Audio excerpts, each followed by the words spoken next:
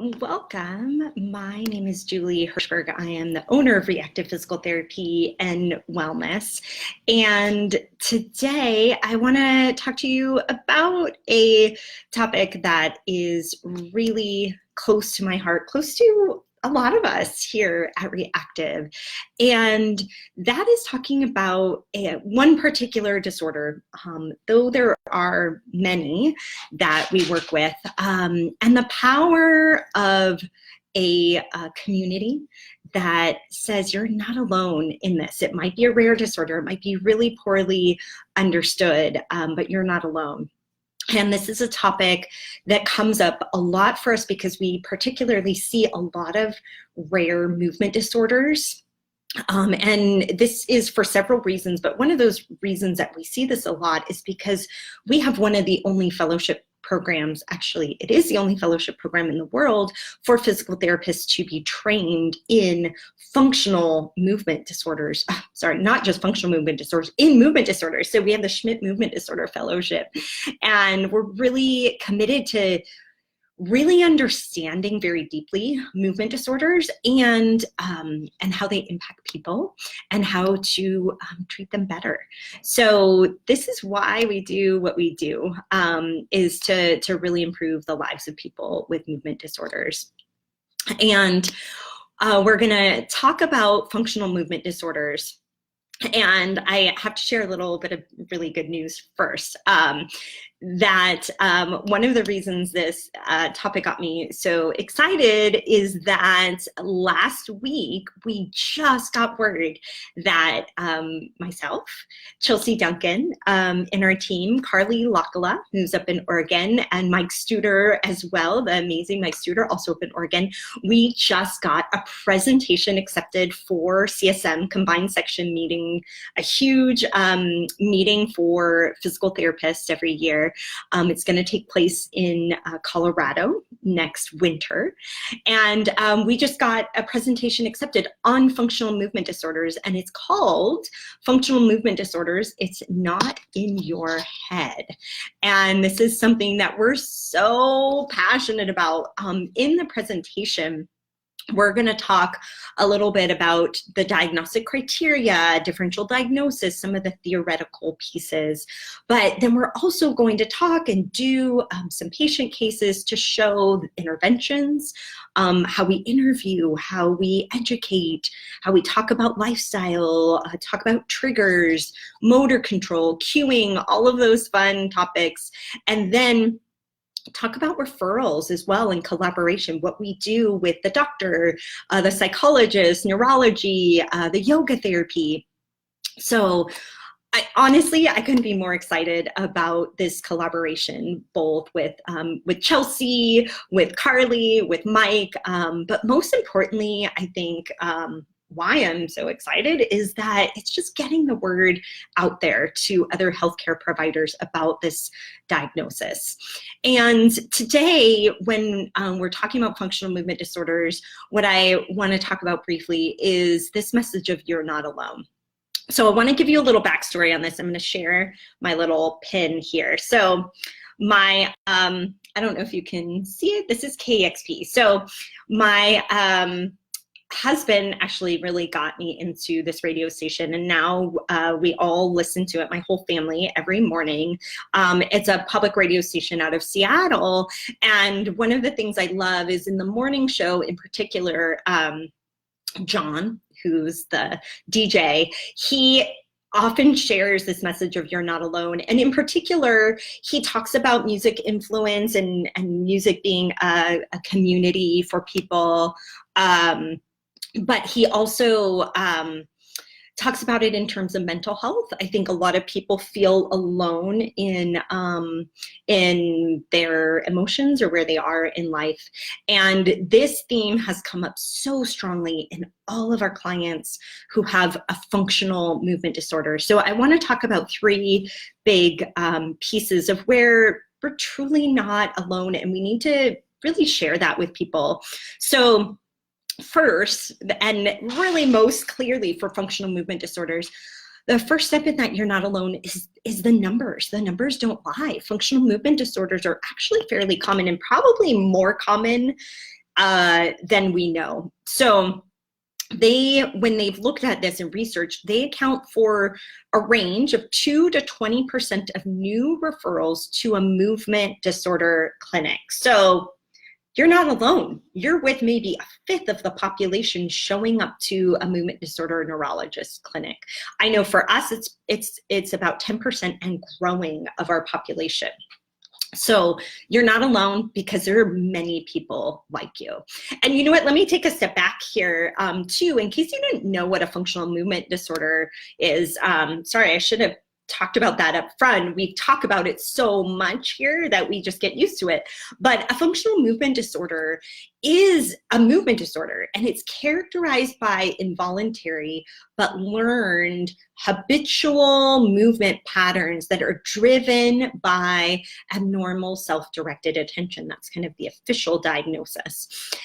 What is important to understand is that it's not due to an isolated neurologic lesion, which we think about for many of the other people we work with, but it's functional. It's attributed to the overall functional connectivity in the nervous system. And we have a much better understanding now than we did a long time ago of some of the physical, social, psychological influences on the connectivity in the brain. And this is being understood and understood more and more. Still, sometimes these disorders are called other things. And I think this is part of people feeling maybe very alone in the disorder. It might be, this is less likely, but it has been called hysteria in the past. Conversion disorder is another one, or just a psychiatric psychosomatic disorder. And we know so much better now. These terms are not true, and they don't accurately reflect the nature of the disease and that actual functional connectivity problem that's happening. So this brings up that second piece of you're not alone.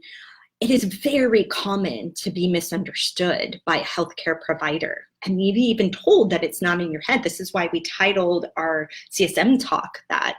And you know what? Unfortunately, you're not alone. This is a very common experience for people. And I want to give you just one little patient story. And you'll have to go to our CSM talk to know more about what interventions Chelsea did with this patient and how she improved. But this is a very typical scenario that we see. So we saw a young woman, she was actually a senior in high school, and her functional movement disorder was this weakness, this inability to move her legs. They were frozen together.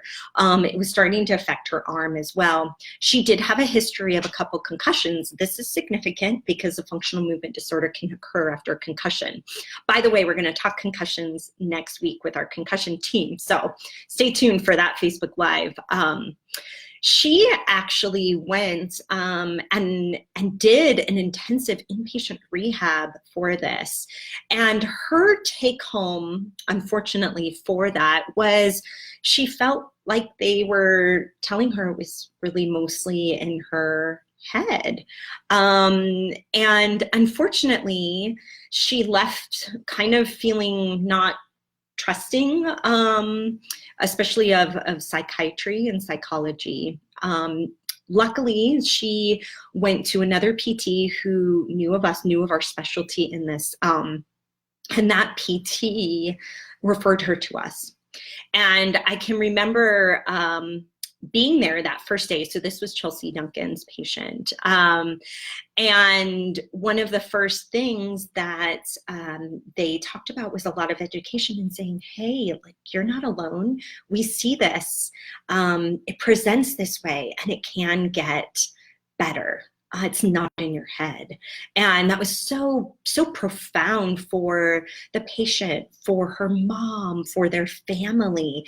And she had an immediate change. And just FYI, little preview, she's back to running track and line dancing, and she's going to go to college. Again, we'll present her case at CSM, but actually talking and addressing the you're not alone piece was so key to the intervention.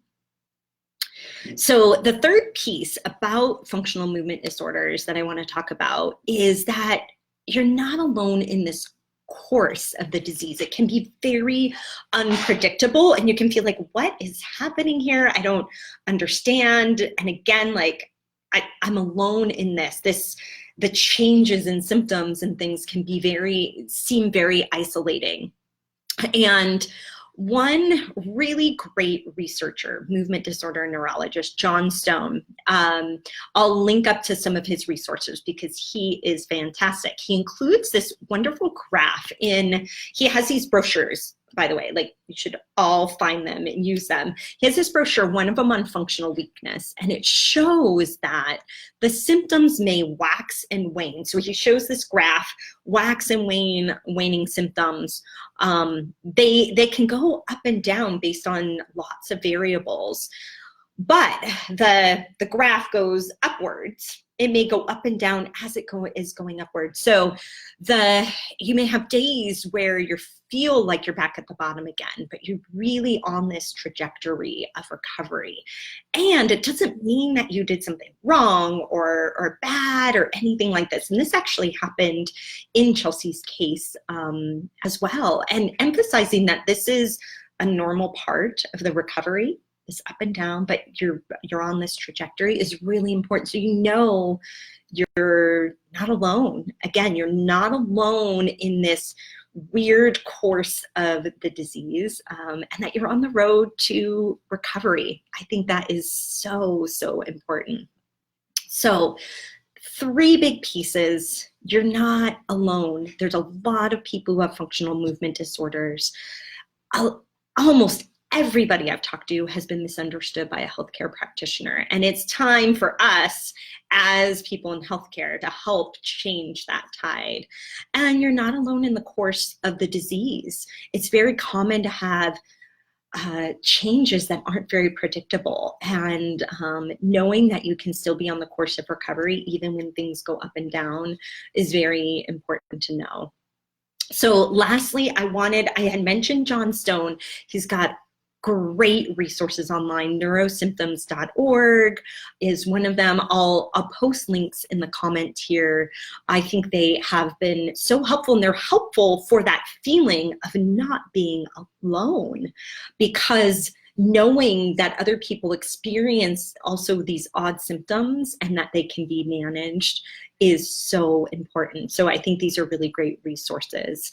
I will link those in the comments for you. I hope you found this helpful. Please share it with people and let me know if you have questions about this particular topic. It is a passion of mine. And I also don't want you to forget, we do modules for our movement disorder fellowship. So if you like learning with us, check those out on our Re+active education page. The next one coming up is the 18th of July.